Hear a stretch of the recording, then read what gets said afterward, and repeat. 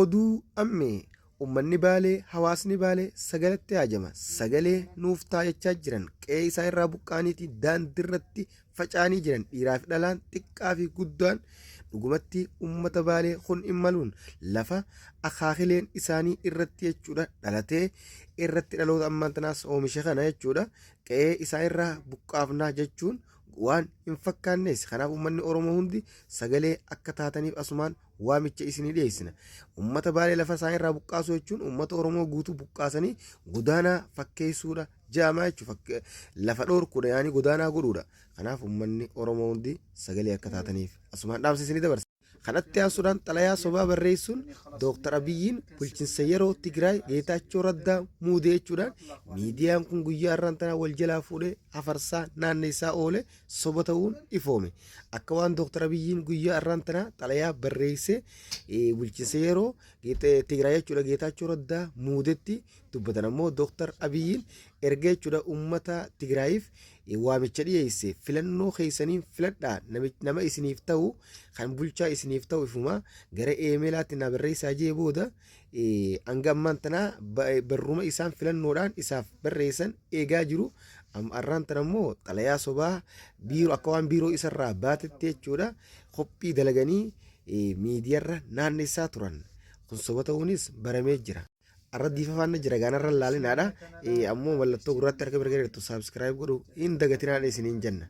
Kanatti aansuudhaan mootummaan Ameerikaa Tiraambii TikTok Ameerikaa gurguramuu yookaan cufamuu jechuudhaan kan dubbataa ture. Baayideen kan duraan Ameerikaa bulchaa ture TikTok bara bulchiinsa isaa keessatti jechuudha aangorraa guyyaa bu'uu deemu uggurarra kaahee cufuudhaaf mallatteessee Tiraambii dhufuudhaan deebi'ee akka banamtu godhee ammoo banamiinsa itti fufaa osoo hin taane yookaan Ameerikaa gurguruu yookaan cufamullee innilleen erguma murteessee gara mana murtii idil addunyaatti jechuudha dhiyeessanii booda murteen guyyaa arraan tanaa kan cufinsaa jechuudha yookaan gurguramuuf cufinsaa arra ture ammaas guyyaa dabalataa guyyoota 75 kanneefiiti.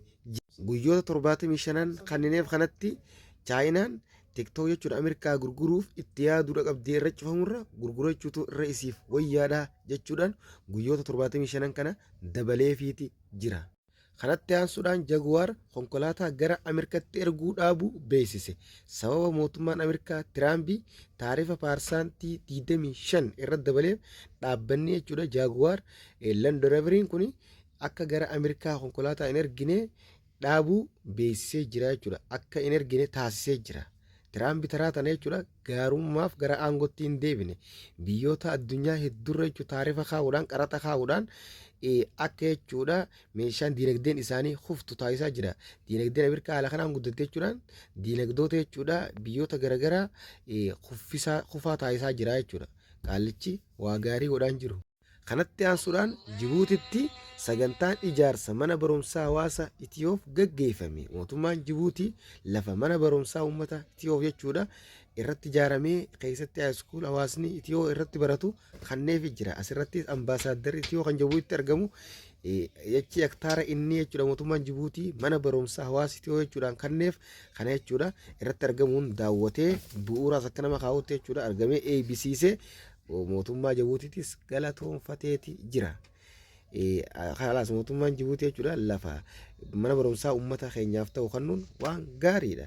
Garuu hawaasa jechuudha seeraan alaa achi jiraatu jechuurratti tarkaanfii fudhachuu deema malee hawaasa seeraan jiraatuuf kunoo mana barumsaatti illee akka ijaaramuuf lafa jechuudha kanneef jira jechuudha. Kun waan baay'ee gaariidha. Kanatti aansuudhaan Dooktar Abiyyiin xayyaara gatiin isaa doolaara biliyeena meeqaal jechuudha waan ta'e bitatee kan dhuunfaa isaa jechuudhaan miidiyaan kaleeffarra hedduu wal jalaa fuudhee darbaa jira. Kan xayyaara kana kan bitateef yoo jechuudha dubbiin jabaatti isaa fi qondaaltota isaa ministeerota warreen isa dhiyaatan fudhatee waliin baafachuu fi kan bitate jechuudhaanis gabaabaa jira. Gariin ammoo jechuudha qabeenyi yookaan maallaqni jechuudha Itiyoo saamamaa jira haala kanaan saamamaa jira jechuudhaan ajandaa ijoo dubbii miidiyaa godhatanii olii gaxoofaa jiran.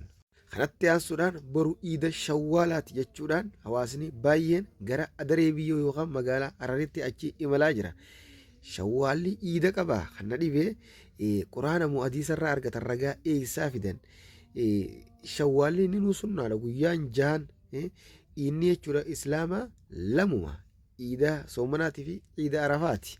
Kana ala jechuudha iida shawwaalaati jaanii jechuudha iida kabajuun eessaa fidan kun maaliif barbaachise dhugumatti jechuudha wanni kana tun nama jallifti kun bidaadha bidaan ammoo akka jechuudha jalli nama oofu jallinni immoo akka ibiddatti nama oofu beekamaadha uummanni keenya irraa ifee gaara isin jenna har'a gaaddiif waan nu jira nurra laalinaadha kanuma diifamnu nu jiru oduu galgala haaree dhagahuu qabdanii qajannee jechuudha dirqamnee oduu isin biraan geenye isin galee yeroo hunda jechuudha oduu isin irraa hambisuu hin qabnu nu dhukkubullee kanaaf du'aa nu godhaadha.